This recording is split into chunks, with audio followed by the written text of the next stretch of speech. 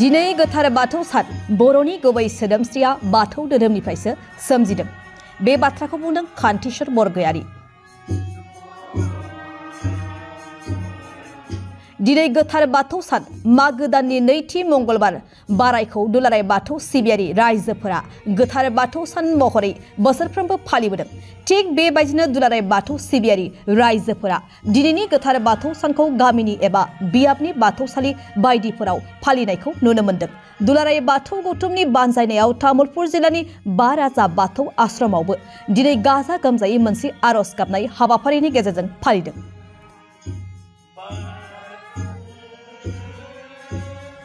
दुलाराय बाथौ गौथुमनि गाहाय फोसावदिं नेहाथारि कान्तिस्वर बरगयारीया बे बाथौ आरजआव बाहागो लानानै बुंथिदोंदि बर' हारिया जोबोद गोजाम मोनसे हारि, जारिमिन मोनहासयै मोनसे हारि। बर' हारिनि सोदोमस्रिया बाथौ धोरोमनिफ्रायसो फैदों। बाथौ धोरोमनि आसार खान्थि हारिमुजोंसो बर' हारिनि राव सोदोमस्रिया सोमजिदों। बेनिखायनो बर'नि सोदोमस्रिखौ बाथौ सोदोमस्रि बुंनो हायो होनना फोरमायथियो।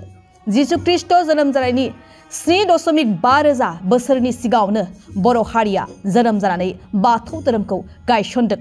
भारत हादरनि ताप्ती दैमानि आफाङाव 30 किल'मिटार गोजानाव 40 मिटार गोथौ थानाय सोदोमस्रिया बाथौ धोरोमनि सोदोमस्रि होनना दाबि खालामो आरो बाथौ धोरोमा मोनसे गोबां हाजार बोसोरनि सिगाङावनो जोनोम जानाय धोरोम होनना बुंथियो।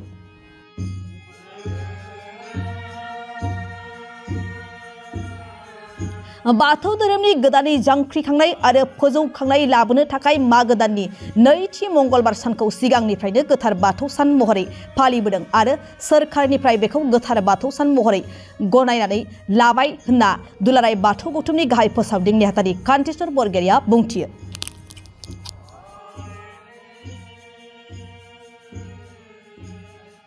बर' हारिया जोबोद गोजाम हारि, जारिमिन मोनहासयै मोनसे हारि आरो बे हारिनि सोदोमस्रियानो बाथौ सोदोमस्रि।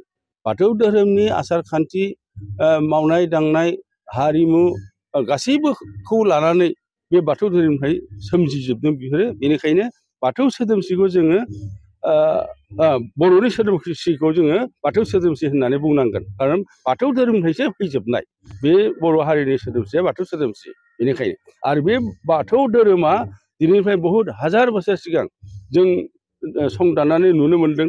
जिसु ख्रीष्ट जोनोम जानानै 7,500 बोसोर सिगाङावनो बर' जाथिया मोनसे नोगोर सोदोमस्रि दानानै बर' जाथिखौ गायसनदों। नाथाय पृथिबिनि सोदोमस्रिया नोगोर सोदोमस्रिया ख्रीष्टपूर्व 5,000 बोसोर सिगाङावसो जादों। नाथाय जोंना 7,500 बोसोर सिगाङाव जादों।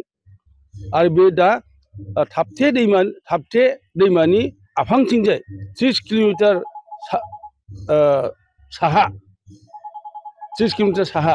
40 मिटार दै सिङाव गोदोनानै दं बे नोगोरा। दा बे नोगोराव बर' हारिनि सोदोमस्रि होननानै जों रोखा खालामनो हायो। बै समाव आर्य होननाय जाथि फैयाखै भारताव। आर्य हारिया फैदों ख्रीष्टपूर्व 2000 सनावसो। बेबो लांथिया अबस्थायावसो फैदों, बिसोरहा सोदोमस्रियानो गैया बे समाव। होमबा बे भारत हादरनि ताप्ती दैमानि आफाङाव 30 किल'मिटार गोजानाव 40 मिटार दै सिङाव गोदोनानै थानाय बे जिथु सोदोमस्रि, बे बर'नि सोदोमस्रि आरो बे बाथौ सोदोमस्रि। बे बाथौ धोरोमा जोबोद गोजाम धोरोम। बे धोरोमा गोबां अलखदाव गोग्लैबोनानै बायदिसिना थासारियाव गोग्लैबोनानै सेबलाय रोगालाय गुबुन हारिजों खालामजानानै लोरबां अबस्था सफैबायमोन। बेखौ जोङो दुलाराय बर' रायजोनि माखासे मोजोमसे गोरों गोराफ्रा ज' जानानै 1992 मायथाइनि 16 मेआव गुवाहाटि ट्राइबेल रेस्ट हाउसआव नैबे दुलाराय बाथौ गौथुमखौ दानायसै आरो बेनिफ्राय बर'नि बे बाथौ धोरोमखौ गोदानै मोजाङै जांख्रिखांनो थाखाय गोदान जांख्रिखांनाय लाबोनो थाखाय जोङो बे 1992 मायथाइनि 16 मेआव दानाय दुलाराय बाथौ गौथुमा नाजानायसै आरो नाजायै जोङो जोंनि बे धोरोमखौ फोजाखांनो थाखाय माग दाननि नैथि मंगलबारा जोंहा गोदो गोदायनिफ्राय सोलिबोनाय मोनसे फोरबो, बाथौ फोरबो। गतिके बे फोरबोखौ बाथौ धोरोमनि गोदान जांख्रिखांनाय सान हिसाबै जोङो सरकारनाव आर'ज गाबबाय। सरकाराव आर'ज गाबनायाव 2017 सननि 13 डिसेम्बराव जोंनो अर्डार होबाय नैथि मोनफ्रोमबो बोसोरनि मागो दाननि नैथि मंगलबारखौ बर'नि गोथार बाथौ सान हिसाबै गनायनाय जाबाय आरो मोनफ्रोमबो बोसोराव बाथौआरिनि थाखाय बे नैथि मंगलबारखौ बन्द' होनाय जाथों होननानै घोषणा खालामनायाव 2018 सननिफ्राय जोङो नैबे दुलाराय बाथौ गौथुमनि दैदेननायाव नैबे दिनैनि बे गोथार सानखौ जों फालिबोनो मोन्दों आरो दिनै 33 बोसोराव आगान सुरबाय बर'नि बाथौ धोरोम गोदान फोजाखांग्रा बे हारि जांख्रिखांग्रा सुबुंफोरनि मावथिफोरनि मावनाया दिनै 33 बोसोर जाबाय आरो दिनै जों दुलाराय बाथौ गौथुमनि गाहाय मावखुलि नैबे बाराजा बाथौ आश्रमाव गाजा गोमजायै दिनै सानसेनि हाबाफारि लानानै नैबे फोरबोखौ खुंदों आरो दुलाराय रायजो राजाखौबो जों खावलायदों जे बाथौनि बर' हारिनि बे आगोमा बाथौ धोरोमनि गोथार सानखौ बयबो गावबागाव गामि गावबागाव बियाब गावबागाव जिल्लायाव गाजा गोमजायै खुंनांगौ होननानै जों खावलायदों आरो मोनफ्रोमबो खान्थिजों फुजिग्रा बाथौआरि जिखि खान्थियानो जाया जायखि गावबागाव खान्थिजोंनो बाथौ धोरोमखौ दिनैनि दिनाव बयबो गाजा गोमजायै फालिनांगौ आरो ओमफ्राय